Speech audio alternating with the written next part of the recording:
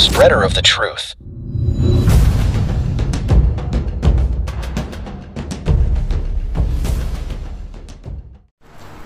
Magandang araw po sa inyo mga kaibigan at mga kababayan. Ako po ay bumabati po sa inyo sa pangalan ng Panginoong Hesukristo.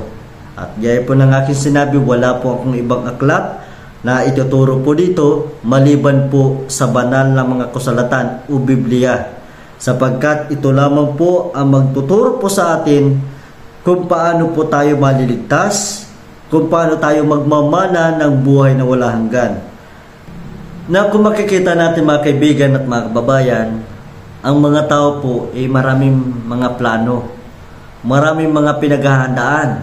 Ikaw po na nakikinig at nanonood sa oras na ito, tiyak may plano ka din, may pinaghahandaan ka din. Kaya man din ako, meron din naman akong mga plano at meron din naman akong pinaghahandaan, which is good po at hindi po masama. Yung magplano ka na paghandaan mo, halimbawa na lang po, yung nagpaplano ka na magkaroon ng sariling pamilya, yung pinaghahandaan mo na magkaroon ka ng trabaho, pinaghahandaan mo na magkaroon ka ng sariling bahay, na nagpaplano ka na tumayo ng sariling business o ng negosyo, yung magplano ka na magpundar ng arera sa buhay na ito, wala pong masama regarding po dyan mga kaibigan at mga kababayan.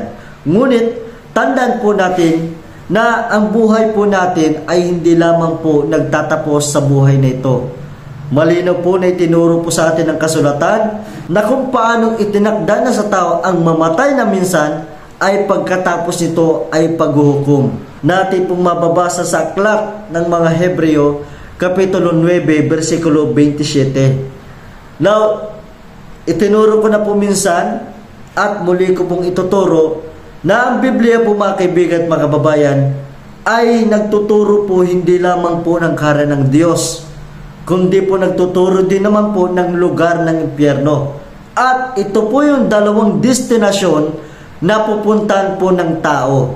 Buhay na wala hanggan o lugar po ng impyerno. Now, naituro ko na po minsan sa inyo, kung naalala po ninyo, o napakinggan din po ninyo, o hindi pa po ninyo napapakinggan, ito po, ang karan po ng Diyos ay para lamang po sa mga tao pong sasampalataya sa Kanya. Ang karan ng Diyos o ang buhay na wala hanggan na Kanyang ipinangako po mga kaibigan at mga kababayan ay para sa mga tao pong susunod sa Kanyang kalooban, tatalima sa Kanyang mga utos. Ito po yung mga taong sasampalataya, magsisisi, at ito po yung mga tao na nabautisman po sa Kanyang pangalan. Ito po yung mga tao na namumuhay po ayon sa Kanyang kalooban. Sila po yung mga tao po na tatanggap po ng buhay na walang hanggan o magmamana po ng Kanyang kaharian. Pero yung mga tao naman po, gaya po na sinasabi po ng kasulatan, na yung mga tao po hindi po tatalima sa Kanyang salita, sa Ebanghelyo po ng Panginoong Jesucristo, ay tatanggap po ng parusang walang hanggan. Ako ba may sabi po niyan? Hindi po. Ganito po ang ating mababasa sa aklat ng ikalawang Tesalonica Kapitulo 1, versikulo 8 hanggang 9. Sabi po dito, na maghihiganti sa hindi nagsisikilala sa Diyos at sa kanila na hindi nagsisitalima sa Ebanghelyo ng Panginoong Hesukristo, na siyang tatanggap ng kaparusahan na walang hanggang kapamakan mula sa harapan ng Panginoon at mula sa kaluwalhatian ng Kanyang kapangyarihan. So malinaw po mga kaibigan at mga kababayan, ito po yung dahilan kung bakit tayo po ay haharap sa hukuman ni Kristo, upang tayo po ay magsulit at tayo po ay hahatulan base po sa ating ginawa, maging mabuti man o masama. Now, sinabi ko na po kanina na ang karin ng Diyos po ay para sa mga tao lamang pong sasampalataya, magsisisi at mahuhugasan sa Kanyang pangalan, magpapabautismo po. At ito po yung mga tao na susunod sa Kanyang katwiran. Pero yung mga tao, malino naman po ang sinasabi po sa atin ng kasulatan, na yung mga tao pong hindi po tatalima, hindi po sasampalataya, hindi po magsisisi at hindi po mababautismuhan sa Kanyang pangalan, ito po yung mga tao natatanggap po ng parusang walang hanggan. Tatanong po natin mga kaibigan, mga kababayan, bakit kinakailangan po tayong mahugasan? Bakit kailangan po ng tao na siya'y mabautismuhan sa pangalan ng Panginoong Hesukristo? Sapagkat ito po yung dahilan. Ang tao po mga kaibigan at mga kababayan ay makasalanan. Gaya po ng ating mababasa sa aklat ng Roma, Kapitulo 3, at versikulo 10 at 23, na walang matuwid, wala kahit isa. At sapagkat ang lahat ay nagkasala nga, at walang nakarating sa kaluwalhatian ng Diyos. So lahat po tayo makasalanan. Kahit ako man din po mga kaibigan, mga kababayan. Kaya po aking ginanap ang bautismo sa pangalan ng Panginoong Hesukristo. Bakit po? Yun po kasi po ang maglilinis ng kasalanan. Gaya po ng ating mababasa sa aklat ng mga gawa, Kapitulo 2 at versikulo 38. Sabi po doon ni Apostol Pedro, magsisi kayo at magpabautismo ang bawat isa sa inyo sa pangalan ni Hesukristo sa ikapagpapatawad ng inyong mga kasalanan at tatanggapin ninyo ang kaloob ng Espiritu Santo. So yun po ang dahilan kung bakit po tayo kinakailangan mabautismuhan, upang tayo po ay mahugasan sa kasalanan, upang tayo po ay tumanggap ng kapatawaran mula sa kasalanan. Bakit? Dahil po mga kaibigan at mga kababayan, kung hindi po tayo mapapatawad, malinaw po ang sinasabi po ng kasulatan. At ang kabayaran ng kasalanan ay disgrasya, parusa. Kaya po kung ang isang tao po ay hindi pa po nababautismuhan, hindi pa po nahugasan ang kanyang kasalanan, o hindi po siya mapapatawad, yun pong kasalanan na nasa kanya, yun po ang magdadala sa kanya sa kapahamakang walang hanggan. Yun po ang magdadala sa kanya sa destinasyon po, sa apoy na hindi namamatay. Hindi po ako noon na nagsabi, ang Biblia po. So tayo po mga kaibigan at mga kababayan ang magpapasya. Tayo po yung gagawa po ng ating kapalaran sa kabila. Hindi po yung nanay mo, hindi po yung tatay mo, hindi po yung mama at papa mo, hindi po yung anak mo, hindi po yung kapatid mo, hindi po yung tita at tito mo, o tiya o tiyo mo, o lola at lola mo, kundi ikaw po mismo.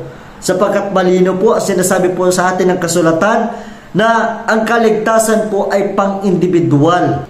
Gaya po na sinabi ni Apostol Pablo sa aklat ng Pilipos Kapitulo 2 at versikulo 12, trabahuin ninyo ang inyong sariling kaligtasan. At sabi po ng Panginoon, hindi po lahat ng tumatawag sa Kanya ay magmamana po ng Kanyang kaharian, kundi yaon lamang susunod sa Kanyang kalooban, yung susunod po sa Kanyang mga utos, susunod sa Kanyang panawagan. Alalahanan po natin mga kaibigan at mga kababayan, kung tayo po ay naniniwala lamang po na mayroong Diyos, tama po yan, mabuti po yan na tayo pa ay maniwala na mayroong Diyos, na iisa lang ang Diyos. Gaya po na sinasabi po ng kasulatan, mabuti na ikaw po ay naniniwala o sumasampalataya na mayroong Diyos. Ngunit yung paniniwala po natin yan ay hindi po natin mapapakinabangan kung hindi po natin susundin ang Kanyang mga utos. Yung paniniwala po natin na mayroong Diyos ay mawawalan saysay po, dahil malinaw po ang sinabi po ng Panginoon na hindi po lahat ng naniniwalang may Diyos ay papasok sa Kanyang kaharian, kundi ang gaganap lamang ng Kanyang kalooban. Na mga kaibigan at mga kababayan, kung dito po ang buhay po ng tao may katapusan. Kung ang tao po ay nagkasakit, di ba? Ang isang tao kapag nagkasakit, pag namatay, di ba? Tapos ang kanyang paghihirap, wala na. Wala na, tapos na yung pagdurusa niya kasi nga, patay na siya. Pero dito lang po yun. Pero pagdating po sa kabila mga kaibigan at mga kababayan, wala na pong katapusan doon. Wala na pong dadanasin pangkamatayan doon. Pang-eternal life na po sa kabila.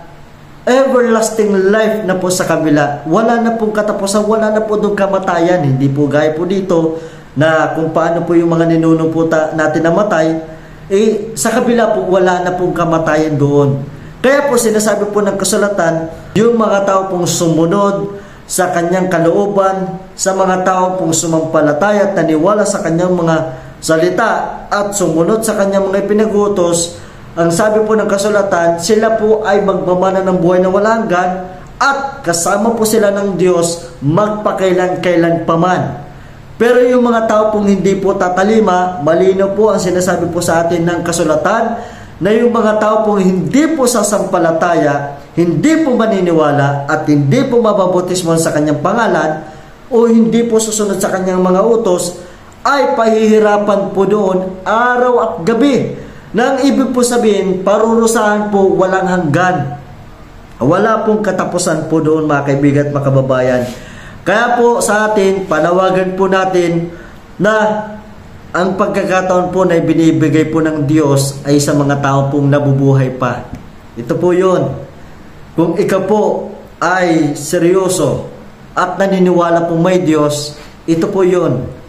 Ako po ay naniniwala na isang tao po na naghahanap po ng katotohanan, hindi po pahihintulutan ng Diyos na siya po ay mamatay na hindi niya po nalalaman ng katotohanan. Ito po yun.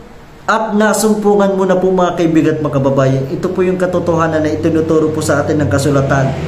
Ang sabi po ng Panginoon, ang sumasampalataya at mabautismuhan ay maliligtas. Datapatang hindi ay parurusahan. So yun po, mga kaibigan at mga kababayan, again, wala pong masama na tayo po ay magplano. Wala po masama na tayo po ay maganda o may mga bagay na pinagandaan po sa buhay na ito. Ngunit alalahanin lamang po natin, mga kaibigan at mga kababayan, ang itinuturo po sa atin ng Biblia na kung meron man tayong dapat mas higit na pagandaan ay yung buhay po natin sa kabila. So again, nasa inyo po ang pagpapasya. Tayo po ang gagawa ng ating destinasyon o kapalaran sa kabila. O muli at muli pa, ang karya ng Diyos ay para lamang sa mga taong susunod sa kanyang kalooban, tatalima sa kanyang panawagan, at ang parusang impyerno naman po o ang parusang walang hanggan ay para sa mga tao pong hindi po maniniwala, hindi po sasampalataya at hindi po susunod sa kanyang salita.